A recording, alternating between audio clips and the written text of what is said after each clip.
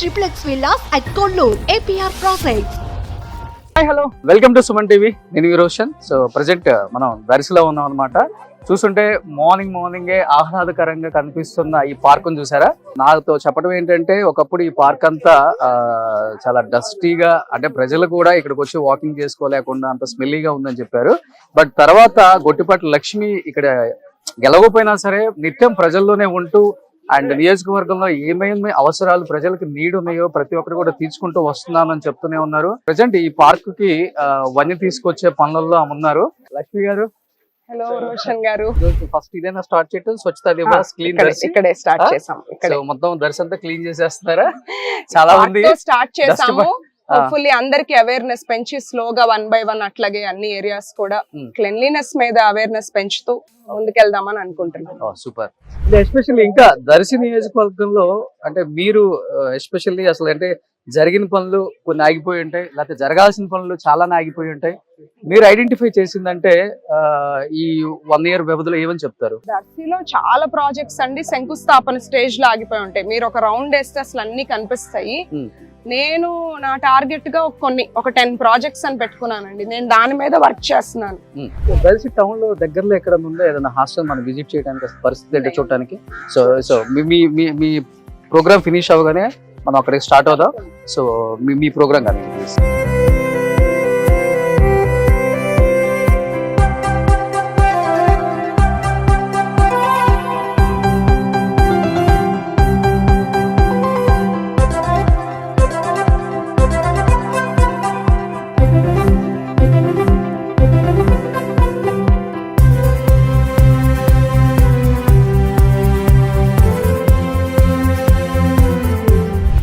లక్ష్మి గారు, మీ మీద అయితే ఒక అపవాదం అయితే ఉందండి బయట. అంటే ఇక్కడ గెలిచిన ఎమ్మెల్యే ఫ్లెక్సీ అనేది ఎక్కడ కనిపించకూడదు. లక్ష్మి గారి కంటికి ఏదన్నా కట్టినా కానీ నైట్కి నైటే మొత్తం ఎక్కడికి చించేయాల్సిందే. ఒక్క ఫ్లెక్సీ కూడా బూచేపల్లి శివప్రసాద్ రెడ్డి నా కంటికి కనిపించకూడదు. ఓన్లీ టీడీపీకి సంబంధించినవి, లక్ష్మికి సంబంధించినవి, సాగర్కి సంబంధించినవి ఇవి మాత్రమే కనిపించాలి అనే మాట వాస్తవా?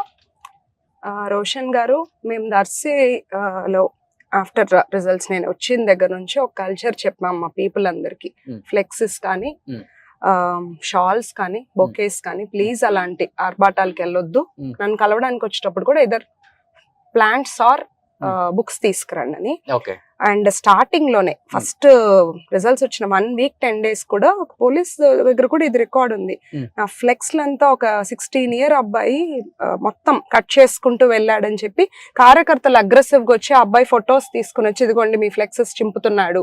ఇప్పుడు మేము ఒక టీటీడీ కళ్యాణ మండపం ఇక్కడ శంకుస్థాపన జరిగింది. ఆ రోజు అక్కడ ఫ్లెక్స్ వేస్తే చింపేసి వెళ్ళిపోయారు. వాళ్ళ కల్చర్ అది, వాళ్ళు చేసేవన్నీ మా మీద. ఇప్పుడు కాదు, ఇప్పుడు కోడ్ జరుగుతుంది కాబట్టి ఏం లేదు. నేను లాస్ట్ అక్కడ గొట్టిపాటి లక్ష్మి గారిది కనిపిస్తుంది నాకు. యాక్చువల్ గా కోడ్ జరుగుతుందని ఏమీ లేవు. నేను 3 days బ్యాక్ వచ్చినప్పుడు ఇక్కడ బోచేపల్లి గారిది ఉంది, అక్కడ కూడా వెంకయ్య గారు. మీరు పీపుల్ ని అడగండి. ఇక్కడ ఈ ఏరియా కదా ఫ్లెక్స్ ఉండేది, ఈ ఏరియాలో పీపుల్ ని అడగండి. ఫ్లెక్స్ వేయకూడదని ఏం లేదు, బట్ వాళ్ళకి ఒక కల్చర్ ఉంది. అన్ని చింపేస్తారు, వాళ్ళు కట్ చేస్తారు ఫేసెస్ మీద అంతా. మేము పట్టించుకోం. మా వాళ్ళు ఏమో అగ్రెసివ్ గా ఉంటారు, ఏంటి మీరు రియాక్ట్ అవ్వరని. మాకు అసలు ఆ కల్చర్ లేదు. ఆ ఆర్భాటాలకి మేము వెళ్ళము. వాళ్ళు ఫ్లెక్స్ వేసుకున్నా మాకు ఇబ్బంది లేదు. అంటే బూచేపల్లి శివప్రసాద్ రెడ్డి, గొట్టిపాటి లక్ష్మి ఇద్దరు ఇంచుమించుగా ఒక వయసుకు సంబంధించిన వాళ్ళే, కానీ ఇద్దరికి మటుకు తగ్గపోదు నడుస్తుంది. పచ్చగడ్డేస్తే బగ్గుమంటుంది. చెప్పాలంటే ఏదో ఇద్దరు ఒక 25 సంవత్సరాల నుంచి ఒకే నియోజకవర్గంలో ఆయన గెలిస్తే ఏం ఓడిపోవడం, ఈయన గెలిస్తే ఆయన ఓడిపోవడం, ఇలా కాదు అసలుకి. కొత్తగా చూస్ చేసుకున్న నియోజకవర్గం, కొత్తగా అడుగు పెట్టిన నియోజకవర్గం గొట్టిపాటి లక్ష్మి ఇక్కడ. అలాంటిది ఎందుకు మీ ఇద్దరికి అంత రైవల్రీ? అసలుకి మీ పేరు చెప్పగానే ఆయన అదే స్థాయిలో మండిపడటం, వాళ్ళ పేరు అసలు తీయడానికి కూడా, మీరు ప్రస్తావించడానికి కూడా, కనీసం నోటి వెంబడి పేరు చెప్పడానికి కూడా, మీరు ఉచ్చరించడానికి కూడా ఇష్టపడరు అసలుకి. అట్లేం లేదు. నేను ఐ రెస్పెక్ట్ పీపుల్ అండి. నేను ఎప్పుడైనా కానీ డిగ్నిఫైడ్ పాలిటిక్స్, డిగ్నిఫైడ్ ఫైట్ కి రెడీ. నాకేమి కోపం రావటం అట్లా చేయదు. బట్ నేను చాలా ఫేస్ చేశాను డ్యూరింగ్ ఇక్కడికి వచ్చినప్పుడు ఏంటంటే చాలా ప్రశాంతమైన వాతావరణం, ఇవేమీ లేవు గొడవలు ఇవన్నీ అని మాకు చెప్పారు.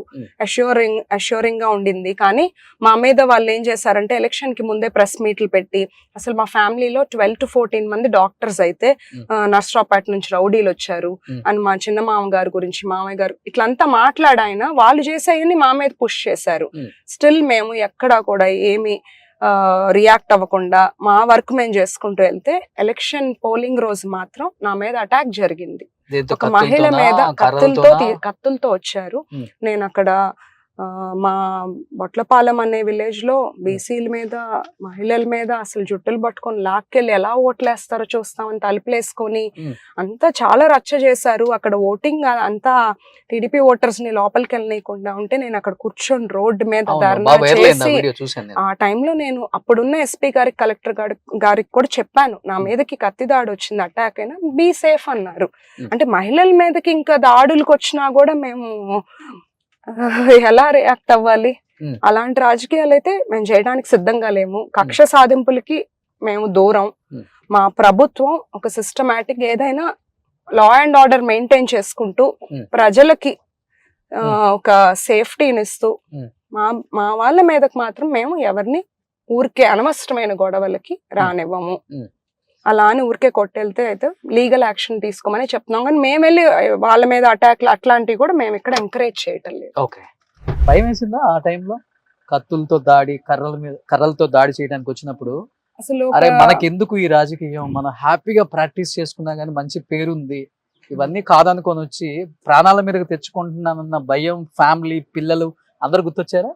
డెఫినెట్ గా భయం వేస్తుంది. బికాస్ అప్పుడు వాళ్ళు ఏ మూడ్ లో ఉంటారో ఎట్లా ఉంటారో తెలీదు. అప్పుడు మేము తలా ఒక బూత్ వైపు వెళ్ళాం, నేను మా హస్బెండ్. నేను చాలా భయపడ్డాను. చాలా మంది మీదకి వచ్చేసారు. అప్పుడు మా మామయ్య గారు బీయింగ్ అ డాక్టర్, ఆయన నిలబడి అక్కడ, మేమంతా డాక్టర్స్ ఫ్యామిలీ అండి, సింపుల్ ఫ్యామిలీ. తాతగారు, నాన్నగారు వాళ్ళందరూ పాలిటిక్స్ లో ఉన్న ఇంటూ డాక్టర్స్ ఫ్యామిలీ వచ్చాం.